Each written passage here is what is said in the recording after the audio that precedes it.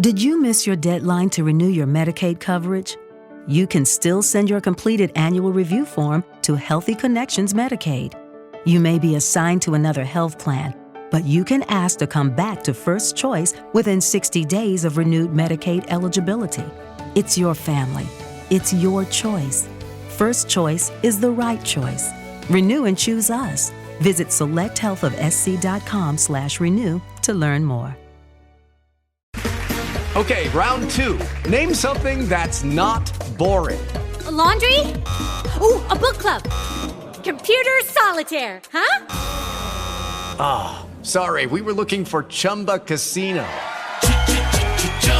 That's right, ChumbaCasino.com has over 100 casino-style games. Join today and play for free for your chance to redeem some serious prizes. ChumbaCasino.com. No purchase necessary. Void where prohibited by law. 18+ terms and conditions apply. See website for details. Welcome to Pretty Lies and Alibis, a podcast dedicated to the Lori Vallow and Chad Daybell case. Join us as we seek the truth and travel the long road to justice. Happy Monday, everybody. We just got finished watching the hearing about allowing streaming or not for the preliminaries coming up just in a few weeks for Chad and Lori both. And the Judge Edens, ruled that his ruling will stand and we will be able to see these preliminaries live. Dun, dun, dun. But before we get down to the arguments that were made, Lori waived her right to be at that hearing today, and Fruit Loop and I have been talking. Yeah, that was a shocker. Yeah, I really thought she would be there. It's the only time she could see Chad. Yeah. And she wasn't there. So I wonder if there's trouble in paradise already for the newlyweds. There's been so much said. Was it because she's embarrassed? Because the 22nd passed and she's still here? Could it be that she doesn't look like she did before she got arrested? Who knows? But I find it very curious. Interested to read all the opinions later about that. Yeah. So, yeah. He looked rough too, though. Oh, man. Chad looks sad. Yeah. He's lost his cult. He's maybe lost his wife. He could write a country song. There you go. He kind of looked like, he was just there. Yeah. I mean, his hair was kind of flipped up on, like, it looked crooked or whatever. Yeah, his little hip hairdo's growing out. So he's, Yeah. But look, I mean, he needs to get used to it because he's going to be on camera for his preliminary. And that's a big deal. There were some good arguments made by both sides. Wood just is concerned that their right to a fair trial needs to be protected. And he went through, he clarified that he has not appeared anywhere on TV about this case. Neither has law enforcement that are directly investigating this case. Yeah, and I guess what that was about was maybe about the Dateline thing. I'm not sure. I mean, I have seen, I don't know, I think maybe it was the sheriff in Fremont with the Tammy Daybell case. He did do some question and answers about that at one point. Wasn't that him? He was sort of justifying as to why the autopsy wasn't done. Yeah, I think that was with Nate. Nate kind of did a little interview. So I don't know if maybe that was kind of the basis of that. But if you think about it, the some of the stuff on Dateline, that has to do with Charles's stuff, so it's not even included in this, right? Maybe that was it. Maybe it was Moffat Charles. That's right. Maybe it wasn't even Tammy. No, I think he did mention some stuff about Tammy. Yeah, it's just, there's so many deaths, and like so many people have talked about the deaths, so it's hard to keep up with who. But I'm pretty sure I saw somebody giving an interview about Tammy Daybell. Yeah, and the fact that she didn't have an autopsy, and we're going to talk about that later. But Wood's argument is just that he believes that streaming these preliminaries isn't necessary if they are going to offer transcripts to the media to report on and maybe some audio of the hearings. But he was shot down. Yeah, I mean, I understand his argument. He's wanting a fair trial, but in the end, what did Mark Means say? Oh, yeah. Props to Mark Means, because he just said what we're all thinking, which is the cat's out of the bag. it doesn't matter if they televise these preliminary hearings or not, because the media attention is so big surrounding this case. You can't put toothpaste back in the tube once you squeezed it out. I mean, but Means literally said the cat's out of the bag. Yeah. And I think that he's right. I think that he understands, obviously, how huge this case is. And while a lot of people don't know the specifics of this case, I think most people have seen the pictures and they know there were bodies in the backyard. That's kind of prejudicial enough to me. Yeah.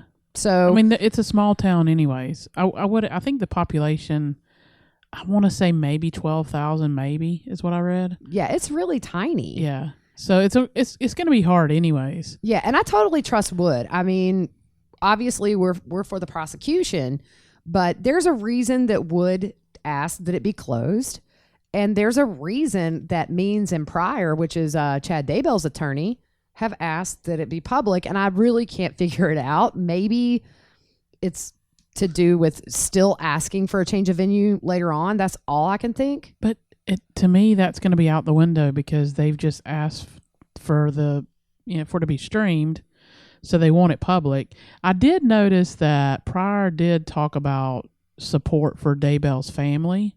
Yeah. So he mentioned that about them being able to be in the courtroom or whatever. So that's the only thing I could think.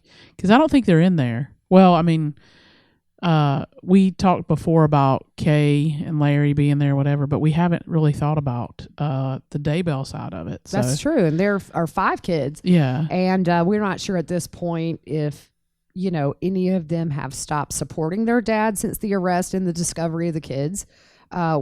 The Daybell kids have been quiet. Yeah, we don't know. So I've seen things posted from locals who said we don't like rumor, but that they have heard that some of the kids have sort of distanced themselves from their dad. But I mean, I'm not going to go out trying to find that answer. It's not my place. But it seems like out of 5 kids, at least maybe 1 or 2 might be sort of backing off a little bit. Who knows?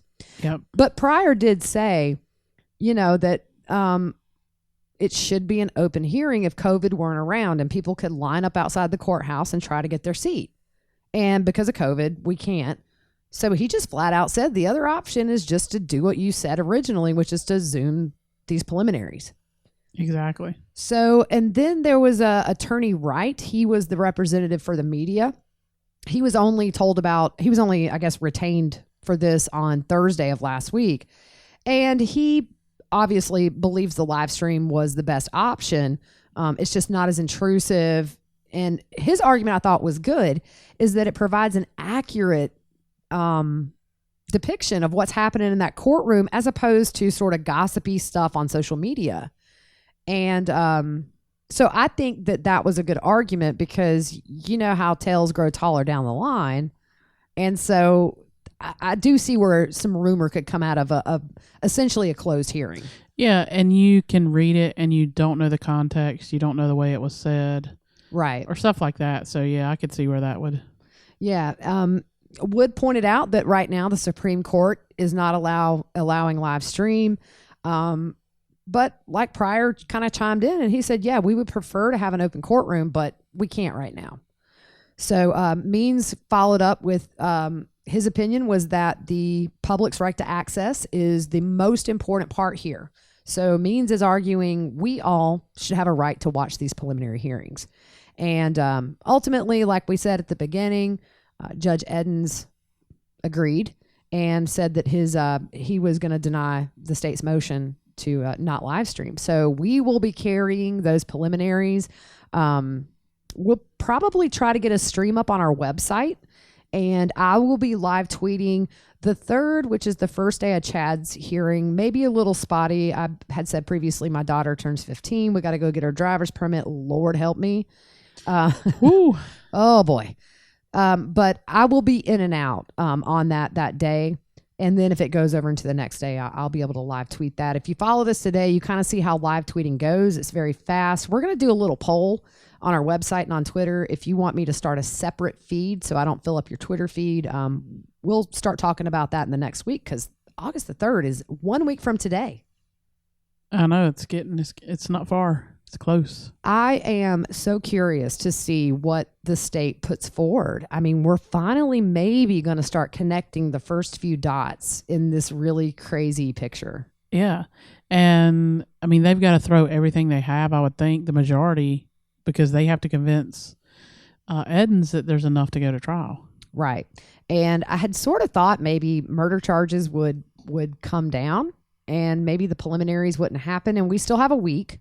But if they don't, then next Monday we will be finding out some things we've wondered about since December of last year.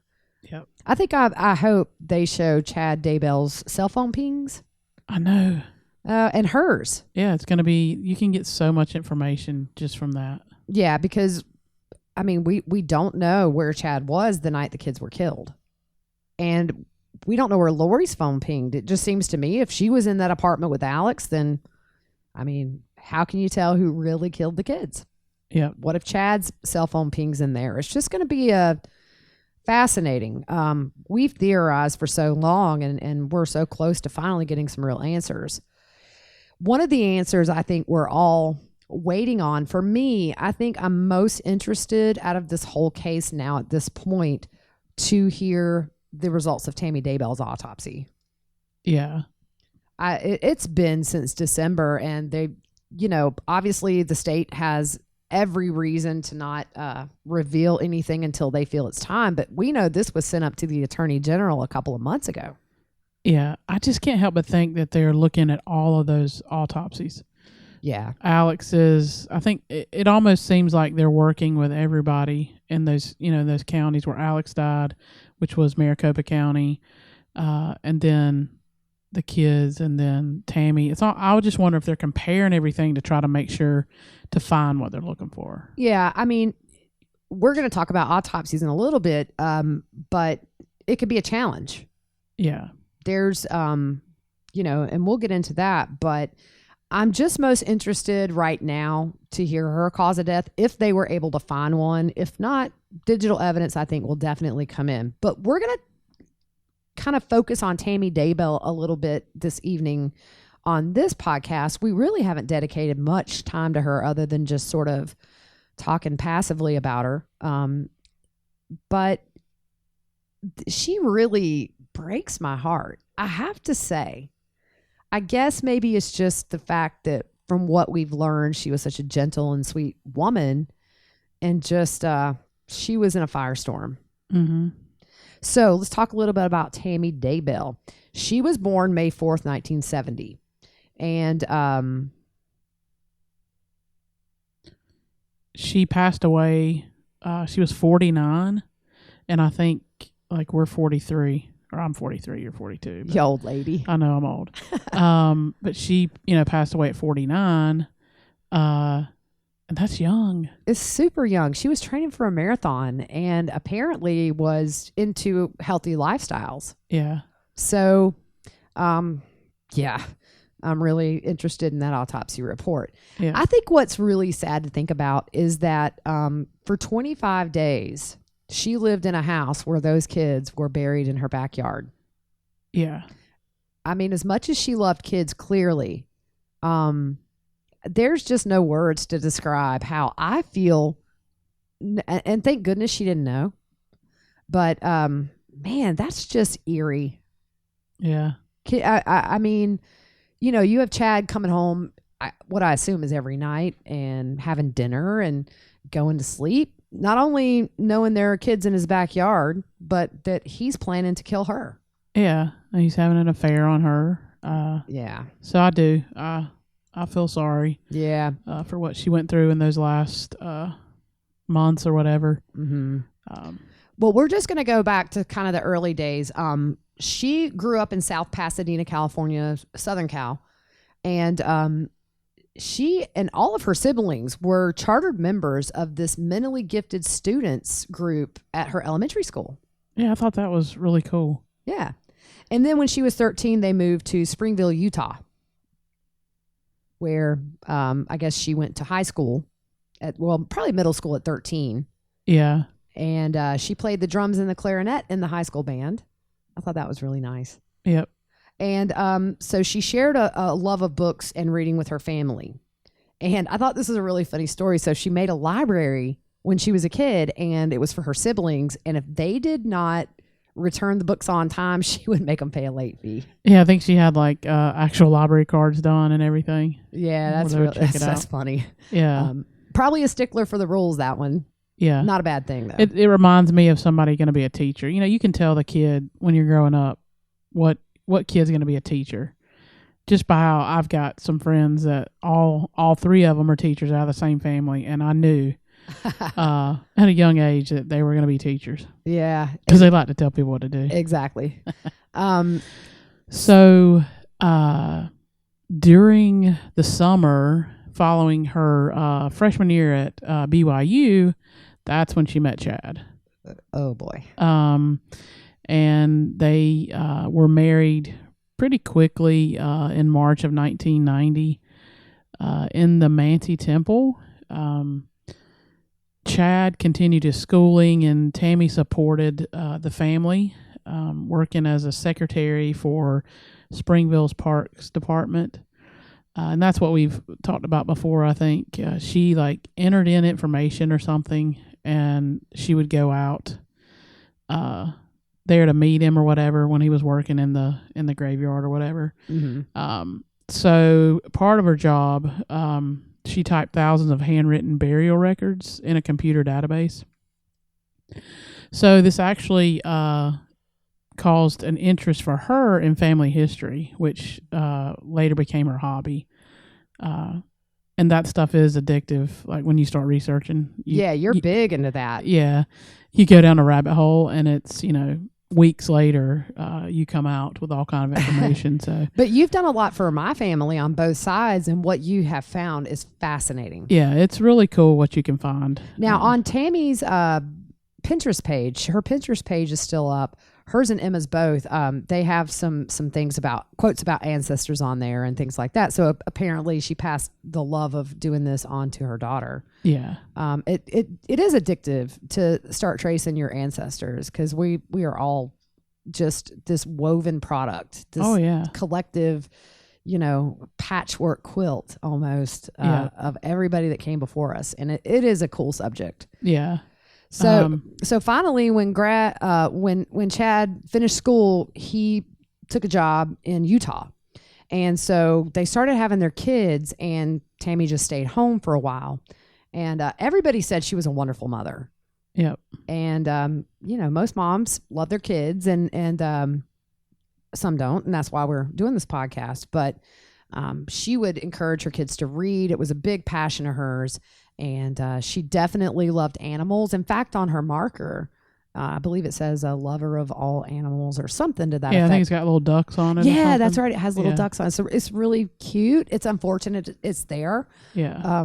But I thought it definitely helped me to understand what made her happy in life. Yeah.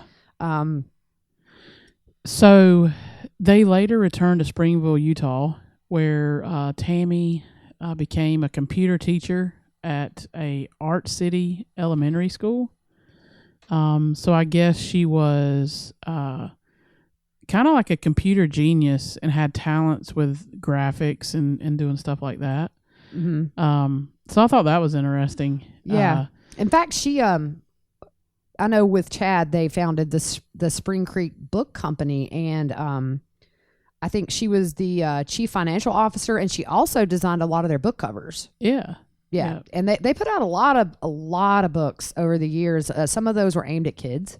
They had some, it was tiny something, like Tiny Tales maybe, or I remember seeing it. Somebody posted it somewhere. I saw it. Yeah. So when they're living in Utah, it isn't until 2015 that they moved to Salem, Idaho, where unfortunately that was the last place she was.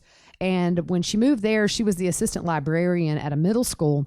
And I remember I was looking at her Facebook profile, and you could see people from Utah when she announced that she was leaving or whatever, that a lot of sadness. You could tell people were really going to miss her. Yeah, she just seemed to be this, really sweet person. that everybody loved when they were around her and loved being around her.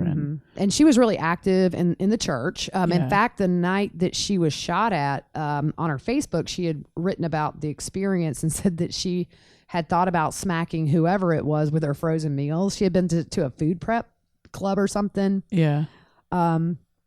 She was known for making dinners every Sunday, and she apparently any kind of holiday or birthday did not go unnoticed by her. And I love people like that because that's just such an indication that they're thoughtful. Yeah. They think of others. Yeah. I'm terrible with birthdays, so it's like my kids and my immediate family get stuff. And Fruit Loop, I always remember Fruit Loops, but I stink at birthdays. But you know, from what I've read on numerous occasions, she really loved even a little note or just something to brighten people's day. Yeah. And we know she loved animals, all kind of animals, especially like Indian runner ducks. She knew each one by name. That is, I mean, that's so cool. Like Yeah. I had 2 ducks one time. They kind of just waddled up to my house, and they stayed around. I could never tell them apart. Yeah. Evidently, she was good at it though. Yeah, but she had a lot of. I think she raised rabbits, cats, chickens, pigeons. Yeah. So she definitely was big into animals. Yeah.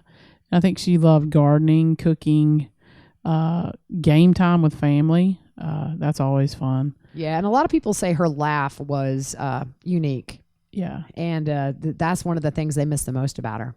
Yep. So, you know, her parents, when she passed away, or no, not, I'm sorry, not when she passed away. It wasn't until the kids passed, they found the kids' remains. Her family put out a statement. I'm going to read that now. I think it's just very moving, and probably a testament to these people. And from what we know, they must be good people. They seem to have raised a wonderful daughter. So it says, as the family of our beloved Tammy, we want to extend our deepest and heartfelt love and sympathy to the families of Tylee and JJ. We share the pain of the tremendous and shocking loss you are enduring. We still suffer, and we will suffer with you for many years to come. Please know we will continue our prayers to strengthen your families as you are finally able to properly lay to rest your precious Tylee and JJ. As matters move through the judicial process, we pray that each of our families can be strengthened and trust that justice will be swiftly served. We wish to thank the many members of law enforcement and the FBI who continue to work tirelessly as investigations continue, and the public who have shown such love and support for our families. We also ask that our privacy continue to be respected at this time as we continue to grieve for Tammy and the Woodcock and the Ryan families. Grieve this unfathomable loss from Tammy's parents, siblings, and extended family. Yeah, I mean they lost a daughter, sister, aunt. You know, I mean they lost, and they understand that loss. Yeah. And he had said too. I think a reporter had reached out to him at one point, and he did talk a little bit about the autopsy. And all he said was they're holding their breath. They haven't heard anything yet, and nobody in law enforcement is talking. So, you know, I can't imagine what they feel to raise your kids and feel like that they have found their place in life. They've watched Tammy have her own children and go through a very long marriage by today's standards with Chad, where it seemed like on the surface everything was probably okay. And then she dies suddenly. She had just been in the home. She had just went to visit her parents. Yeah. And Chad had sent her because he had a vision. But I don't think she was there very long, though, right? It was like maybe a day. Yeah. Yeah, I don't think originally people thought she was there longer, but yeah, I think it ended up she came back the next day. Yeah. But they did say that when she was there, she was dancing around the living room and seemed okay. Yeah. And you kind of wonder, too, just being home. I mean, like, there's something to say about being home. Yeah. With your parents in their house. Yeah, and it seemed like her parents were really, you know, awesome people, and just her upbringing sounded, you know, really good and all. So definitely. But so when she died, obviously that's when her name came to the forefront, when she was identified as being Chad's wife, who had just recently got remarried to Lori, and her husband had just died. So So we were looking at some things about the autopsy because, as you guys know, we haven't heard anything yet.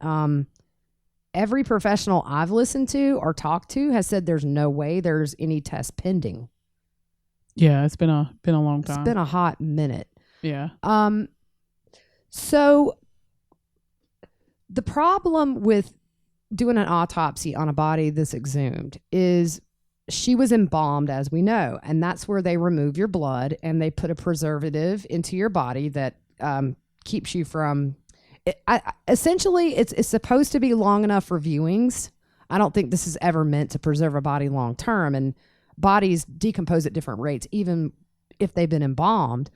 But I just feel like that's probably posed the biggest problem to this whole process. Yeah. Yeah, I think so too. And you get into the issue of why wasn't the autopsy done to start with.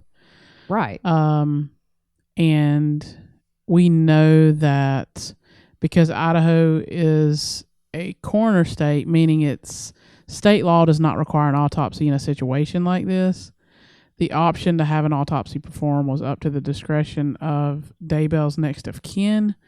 Now, I think if the coroner would have said, no, we're going to do an autopsy, I don't think they would have had that option. Right. And I guess each state is different. But the biggest issue that we had, like you said, that the blood is gone, and they can test other organs and tissues, but there's been so much evidence that was lost. Yeah, I mean, ideally, medical examiners like to do an autopsy within 24 hours of death. It's just when your body breaks down so quickly. Yeah. When you're not embalmed, I mean, almost immediately your cells start exploding and your body kind of eats itself. And I know that's gross, but that's just what happens. It's life. And, but Brenda Dye is the coroner who decided the autopsy wasn't needed. And so, do you remember that voicemail from an investigator in Arizona that called, I believe they called dispatch to find out more about Tammy Daybell's death when it became apparent there may be other deaths surrounding Lori and Chad. Yeah. And he was so shocked that there was no autopsy. And I don't know word for word, but he said, so that's how you guys do that down there? Yeah. And the girl was like, yeah. Yeah. So I think there needs to be some kind of like a national law that if you're going to be a coroner, you need to have a medical degree. Yeah, it's weird, the law on that. Yeah. And I think each state is different, but yeah, it would make sense. I mean, if you think over the course of time in the United States, how many people were murdered in a state where somebody with a high school, and I know a lot of people with high school diplomas. I don't know a lot that I would trust to determine whether or not my death was natural or maybe foul play. Yeah. I mean, I can go get a job at an auto parts store with a high school diploma, or I can go be a coroner. Yeah, it's definitely, and it's different by state. So it really is. In South Carolina, where we are, the coroner is an elected position. Yeah, and I think it is there too. It is. Yeah. And enters, I think part time. She's maybe an EMT. Yeah, I think so. Yeah. I just feel like we're at a point in time where we need to be sure people that are determining causes of death, whether or not they look suspicious or not. I just feel like it needs to be an MD degree. Yeah. And we know that if she would have ordered an autopsy, it would have went to the medical examiner. Right. She wouldn't have done it. No. But so it was just that decision not to that, I mean, potentially could cause Chad to get away with murder. Yeah. And that's what's scary. It is scary. Yeah. And I think he's got a lot of charges coming, and there's no risk he's ever going to be a free man. But I remember one time when I was at the Colorado theater shooting trial, and I think he had 100 and something counts of charges. And I remember somebody saying, oh, I mean, why does it matter? Because each life mattered. Each of those charges was a life that was either ended or impacted. So to say, well, he's going to go to jail for life for these kids. Well, but Tammy deserves justice too. Charles deserves justice. Potentially Joe Ryan deserves justice. Yeah. So that's kind of why people say, well, why do they get 2 life terms? Because when you get 1 life term, it doesn't take away the fact that you might have killed 2 people. Yep. That person deserves their justice. But so when they exhumed Tammy on, was it December 11th? Yeah, I think so, because Alex died on the 12th. Right, that's right. Yeah. I mean, not at all a coincidence, right? No. Oh man, this whole thing reeks. But autopsies typically take about 4 hours to get done. They had exhumed her at 6 a.m. Yeah. And I think they had her reburied pretty shortly after.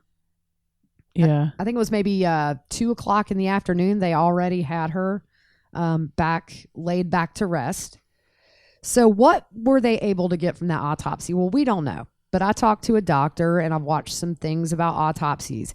And, you know, even with having the blood drained out of the body and the formaldehyde put in, that definitely puts a damper on it. But there are other ways to get tissue samples. Yeah. And they can check the bile. They can check urine, the fluid behind the eye. Spinal fluid can hold clues, and any of the organs that are left, Yeah. even down to like the liver and the brain, those are kind of the most important, I believe, because things go through our liver. Yeah. And I was talking to a doctor and was asking him, what if it's a case of, let's say, not even strangulation that's violent. Let's say it's a suffocation where somebody's drugged and then it's easy to suffocate. Can you really find a cause of death? And what did he tell us? He said, yeah, that it would show. Not always, but it is possible. Yeah. That there would be evidence of that in the lungs. The lungs would show that there was something traumatic or something. Mm-hmm. So, you know, I've often thought maybe the reason they haven't released whether or not her death was murder is maybe they were unable to determine that with the autopsy. In fact, most medical professionals that have spoken publicly on this on the various shows, they're not super hopeful there will be a cause of death determined from her autopsy. But what are we looking for after that? Yeah. Some digital evidence. Yeah.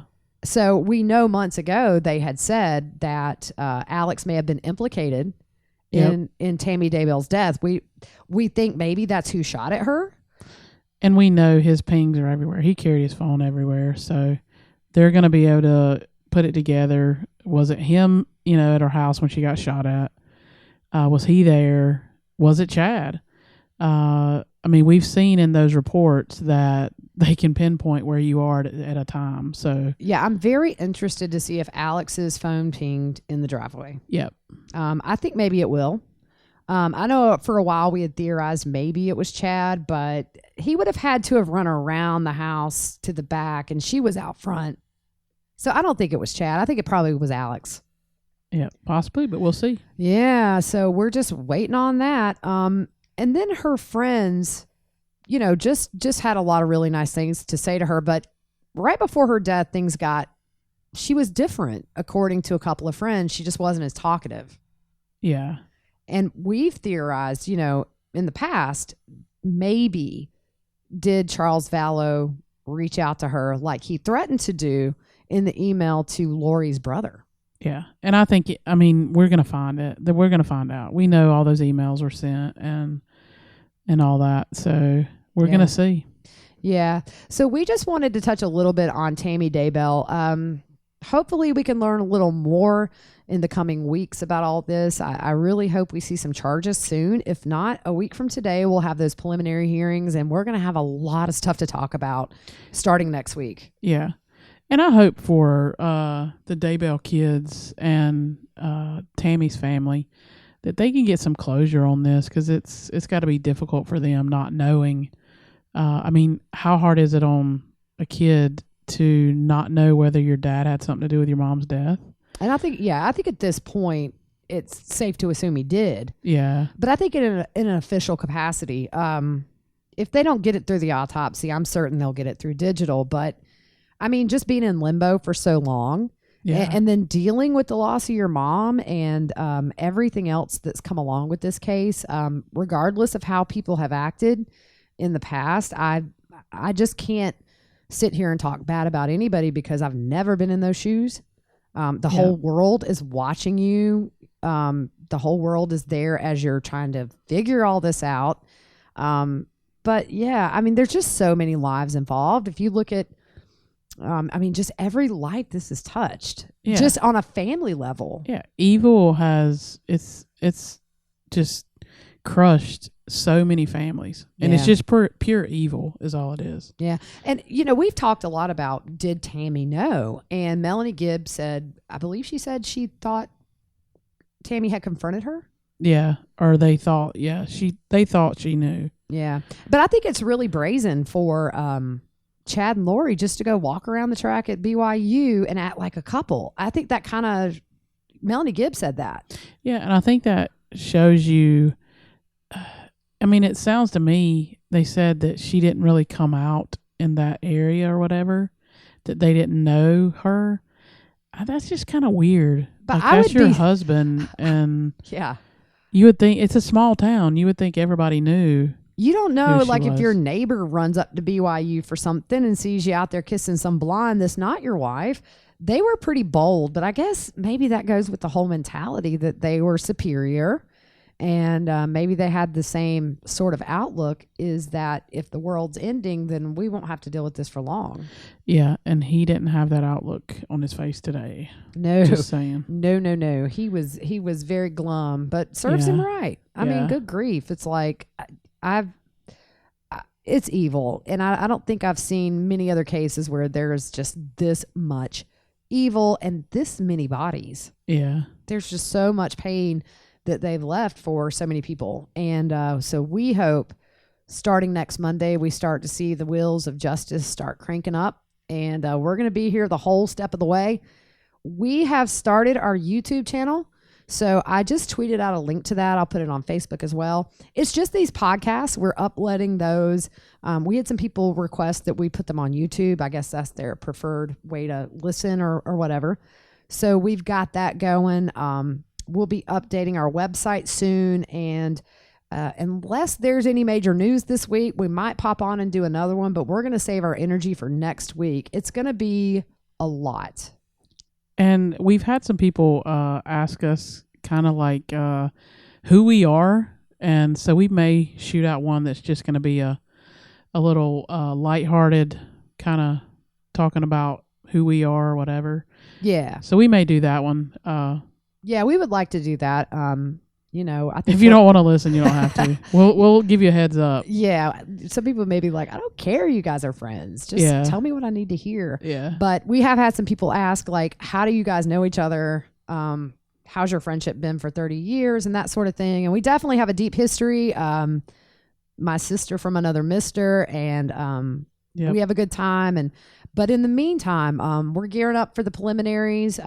Just follow us on all the social media, and we're going to keep you guys informed. If you have any questions, send them our way. Yeah, if you want to know anything. And if you struggle finding our YouTube channel, it'll be on social media, and it's also on our website. So that's www.prettyliesandalibis.org. Yep. Well, you guys have a good rest of the night, and we will talk to you soon. Good night. Did you miss your deadline to renew your Medicaid coverage? You can still send your completed annual review form to Healthy Connections Medicaid. You may be assigned to another health plan, but you can ask to come back to First Choice within 60 days of renewed Medicaid eligibility. It's your family. It's your choice. First Choice is the right choice. Renew and choose us. Visit selecthealthofsc.com/renew to learn more. Okay, round two. Name something that's not boring. A laundry? Ooh, a book club. Computer solitaire, huh? Sorry, we were looking for Chumba Casino. That's right. ChumbaCasino.com has over 100 casino-style games. Join today and play for free for your chance to redeem some serious prizes. ChumbaCasino.com. No purchase necessary. Void where prohibited by law. 18+ terms and conditions apply. See website for details.